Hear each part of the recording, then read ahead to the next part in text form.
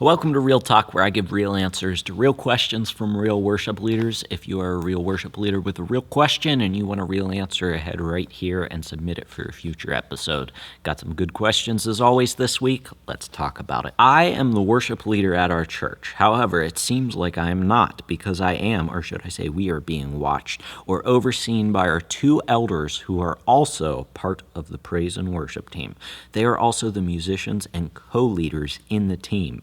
I do the song selections, but I feel like they also do the main decision-making in the team. I don't have a problem with it, but sometimes I feel like I should just step down and be a lead singer. What do you think about this scenario? First of all, I think you do have a problem with it if you're asking me this question. I would say you might be the worship leader at your church, but I don't think you understand what people meant when they gave you that title. I think that there is not clarity around what your role actually is. And so I would seek clarity from the leaders who gave you that position, number one. But I assume that the people who gave you that position were the people who are on your worship team, the elders who are on your worship team. And so I think it's worth going to them and asking them, listen, it was my understanding that I am the leader of the worship team, and I just want to clarify what that means so that I know what my responsibilities are as the worship team leader, because it feels like to me sometimes I make a decision and then the decision gets changed or overturned by you, and I don't have a problem with that, but I want to make sure that I'm making the decisions that I am responsible for making and then allowing you to make the decisions that you're responsible for making. That's how I would address it. I feel like that's coming to it in a humble way, and it's not like I'm so fed up because I'm supposed to be the worship leader and then I make a decision to do something on the worship team, and then you come and change everything that I do. Like, don't come at it from that angle. Seek clarity on what your position actually is. That being said, that is a tough situation because you say you don't have a problem with it, but I can tell from your question that you feel like your hands are tied in some situations. Like maybe you've picked a song before and these other two elders are like, we can't do that song. Or maybe it's something like, let's practice at 6:30 on Thursdays. And they're like, we don't need to practice at 6:30 on Thursdays. We'll just show up for the service on Sunday and go for it. I don't know what the specifics are, but I'm sure something like that has happened. So I've talked about this before. Number one, if they are the elders in your church, then you are responsible to coming underneath their leadership. That being said, if they have placed you in an area of leadership in a specific area in your church, then even though you submit to the final authority of the elders in your church, you should also have essentially the authority in the area that you've been given.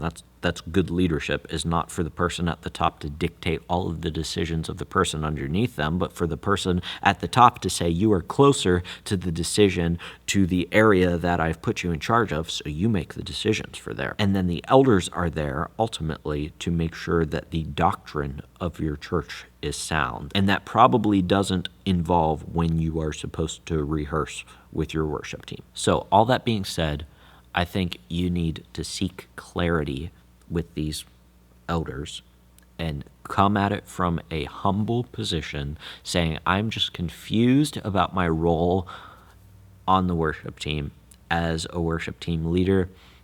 I understand that I'm the worship team leader, but sometimes I feel like I make decisions and they get changed. So I want to make sure that I am fulfilling the responsibilities that were given to me. So when it comes to, and you can list some things that were altered in the past, when it comes to picking songs, is that something I should be doing or something you should be doing? When it comes to when we get together for worship rehearsal, is that something I should be deciding or is that something you should be deciding? And maybe in that, these people will see that they've been making decisions that they shouldn't be making, and they should be giving you the responsibility. Hi, I'm a senior in high school who loves the Lord, and earlier this year at winter camp, I felt the call to be in full-time ministry for a career. That's awesome. I still am considering and praying over which area to pursue, but it will likely be worship, youth, or children's ministry. I don't know how everything will work out, but I'm trusting God to help me every step of the way. Thank you for all of your amazing videos. Do you need to go to college to be in full-time ministry? Number 2, do you think that a worship pastor, or any other pastor for that matter, should be a certain age? Why or why not? Thanks in advance for answering, John D. Well, John, that's awesome that you feel that calling on your life, because I remember those days. I had a very similar experience when I was in college. I went away on this retreat with my college ministry group, and I don't even think that I was leading worship there, but during that time we were at like this church camp environment. I just remember talking to one of the other guys who I frequently led worship with, and I said, like, I really feel like God is calling me into ministry. And so I know where you're coming from. So, number 1, do you need to go to college to be in full-time ministry? I would say, do you need to? No. Is it helpful? Probably. Whether we like it or not, whether I like it or not, employers still look at college as a fundamental requirement for hiring someone. Even though I personally believe that experience is a much better indicator than a piece of paper that costs you $80,000 or however much it costs. But I digress. So we're not here to talk about that. What college does show to an employer is that you were able to consistently commit to something and put in the hard work for 4 years. So that's what it communicates to an employer, and that's what they're looking for. With that in mind, I think that just because going to college helps you be in full-time ministry, helps you get hired in full-time ministry. Once again, it's not a requirement, but it helps. I think the kind of degree that you get doesn't really matter. People just want to see that you've gone to college. And so I say that because for me, I went to Liberty Online, and I got a degree in religion with a minor in biblical studies. Now, Liberty also has degrees for worship leading. Like, they have a worship leading department. And actually, one of my good friends went to Liberty and got a degree in worship leading. I assume that I don't know what the actual degree was called. I say that to contrast our two stories.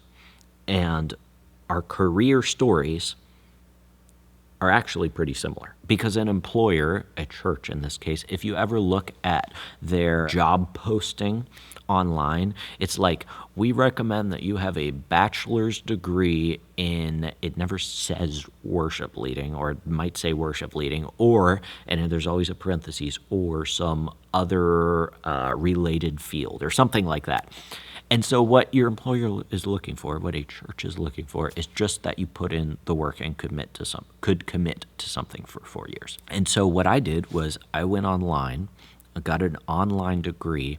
At the same time, I was serving every single week in my local church, and I was essentially acting as a worship leader, which I think was much more beneficial to me to be in the field than just learning about it. But I was actually working on the job while I was in school. So I think it was the best of both worlds, because I could show to an employer, a church, hey, I got this degree and I committed to something for 4 years. At the same time, I had the experience and I had been doing it even before college, but for at least those 4 years, I was also serving in a local church as a worship leader. So, depending on what you want to do, I don't think there's a right or wrong answer. I think you can take it as lax as you want and get a degree in religion with a minor in biblical studies while serving at your local church like I did, or you can go the other route and go all in and get a degree in worship leading. One of those options is cheaper and just as effective, which is what I prefer, and maybe even more effective because you actually have hands-on experience. So the choice is up to you.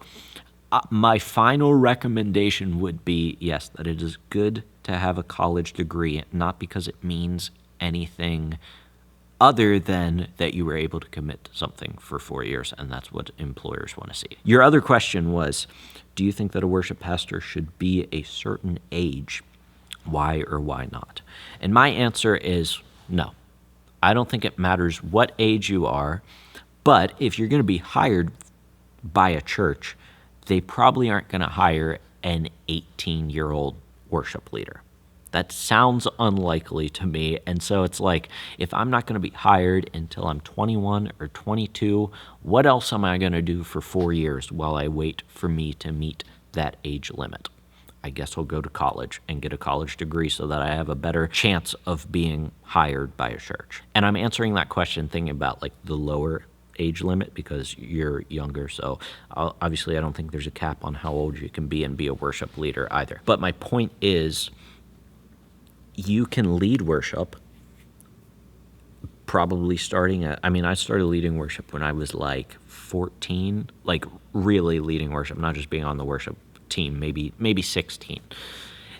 But I wasn't going to get a full-time job when I was 16 years old, serving as a worship pastor in a ministry, and I probably wasn't going to get a full-time job being a worship pastor when I was 18, right? People want experience because it's not just about your skill in playing music, but it's how you interact with people.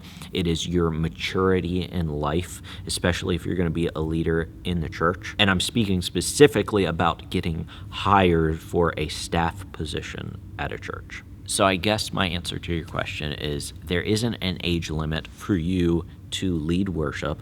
But if you want to be on staff at a church, they probably aren't going to hire a kid. When I say that nicely, but you're still a kid if you're under 18, even if you're under probably 20 or 21. Once you turn 21, 22, people will probably be excited about hiring you because you're young and energetic.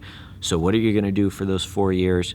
Might as well go to college for as cheaply as possible and get a relevant degree and use that whenever you finally turn the age where people are probably going to seriously consider hiring you. Now, in the meantime, while you wait for that time to come, you should be looking to improve your worship leading every opportunity that you get, and I want to help you do that. That's why I've linked down below the 5 tips to instantly improve your worship leading. In that free audio training, I will teach you 5 super foundational things, super simple foundational things that you should be doing before you lead worship every single week, and when you are conscious of them and just make the effort to do them, they will drastically improve your worship leading and help you lead a time of worship with confidence that engages your church. So check that out down in the description below. Other than that, thanks so much for joining me. Until I see you in the next video, keep leading worship well.